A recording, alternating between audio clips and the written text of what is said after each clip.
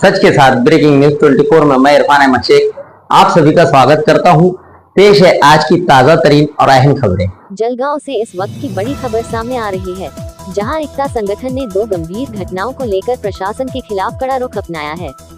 बरेली में चलती ट्रेन में मौलाना तौसीफ रजा मजहरी पर हुए हमले और संदिग्ध मौत के मामले के साथ साथ पुणे जिले के भोर में एक मासूम बच्ची के साथ हुए अत्याचार और हत्या के विरोध में संगठन ने प्रशासन को ज्ञापन सौंपा है। ये ज्ञापन निवासी उप जिलाधिकारी वैशाली चौहान को सौंपा गया, जिसमें जकी पटेल, मौलाना कयूम और रहीम शेख समेत कई पदाधिकारी शामिल रहे। संगठन ने इन दोनों घटनाओं को बेहद गंभीर बताते हुए कहा है कि बरेली की घटना रेलवे सुरक्षा व्यवस्था की बड़ी नाकामी है, जबकि भोर की घटना इंसानियत को झकझोर देने वाली है। इस पूरे मामले पर एकता संगठन के कोऑर्डिनेटर फारूक शेख ने सख्त चेतावनी दी है। अगर जल्द और सख्त कार्रवाई नहीं हुई तो संगठन सड़क पर उतरकर आंदोलन करेगा। इंसाफ मिलने तक ये लड़ाई जारी रहेगी, ये जनता की आवाज है। संगठन ने अपनी मांगों में दोनों मामलों की सिट या सीबीआई जांच, आरोपियों की तुरंत गिरफ्तारी, अधिकारियों की जवाबदेही तय करने और पीड़ित परिवारों को आर्थिक सहायता देने की मांग की है। साथ ही यह भी कहा गया है कि अगर प्रशासन पारदर्शी कार्रवाई करता है तो जनता का भरोसा मजबूत होगा। फिलहाल देखना होगा कि प्रशासन इस पर क्या कदम उठाता है। देखिए जलगांव से शाहएजाज की खास रिपोर्ट। अल्हम्दुलिल्लाह, आज एकता संगठन जलगांव के माध्यम से हमने यहाँ के आरडीसी मैडम के थ्रू रेल मंत्री भारत सरकार और मुख्यमंत्री महाराष्ट्र राज्य को दो अलग अलग निवेदन दिए हैं। पहला निवेदन हमने दिया है रेलवे मिनिस्टर को कि बरेली चलती ट्रेन में जो मौलाना तौसीफ रजा साहब मजहरी पर हुए हमले और उनको जो जान से मारा गया उसकी सीआईडी एसआईडी के माध्यम से चौकसी हो। जिन अधिकारियों की वजह से ये इसको दबाने की कोशिश की गई थी उन पर भी एक्शन हो। इस पूरे प्रकरण की जांच सीबीआई द्वारा की जाए।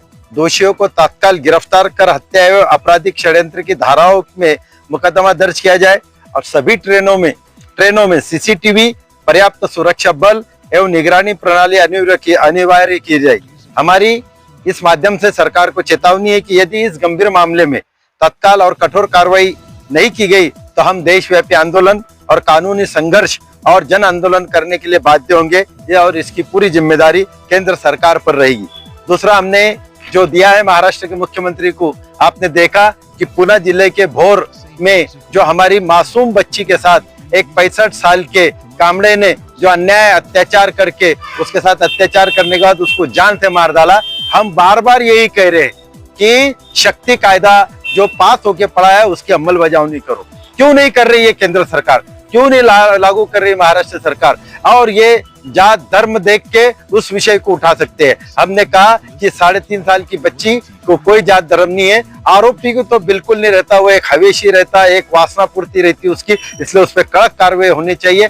और हम इसके माध्यम से कह रहे कि उस पर जल्द न्यायालय में जाना चाहिए, 30 दिन के अंदर चार्जशीट होना चाहिए और महाराष्ट्र सरकार ने अब बता देना चाहिए कि अगर कोई ऐसी हिम्मत करेगा तो उसकी सजा सिवाय फांसी के कुछ नहीं है और 90 दिन के अंदर वो केस को डिस्पोज ऑफ करना चाहिए। ये डिमांड लेकर हम आए, वरना फिर से वही होगा कि जो बलात्कारिक बिल्किस बानो के हो या दूसरे हो छुट के आते हैं, हम उनका इस्तेकबाल करते हैं, उनका स्वागत करते हैं। उनकी वजह से ये डेयरिंग बढ़ रही है। ये लोग जो कुछ अपनी धाराओं को लेके चल रहे हैं उनके लिए ये बहुत बड़ा है कि अगर हमारी छोटी बच्ची हमारी निर्भया पे ऐसा होता है तो ये सोचो कि हम उनका सत्कार स्वागत करते हैं। इसलिए उनकी हिम्मत बढ़ती है कि अगर हम रेप करके आए तो हमारे तो सत्कार करने के लिए लोग खड़े, और वो जो उनकी माइंड बनता है वो इस तरह से बच्चों के साथ अत्याचार करता है। इसलिए उन पर कड़क कार्रवाई होनी चाहिए। ऐसे दो निवेदन हमने आज एकता संगठन के माध्यम से माननीय निवासी उप जिलाधिकारी के मार्फत भारत शासन और महाराष्ट्र सरकार को दिए। शुक्रिया।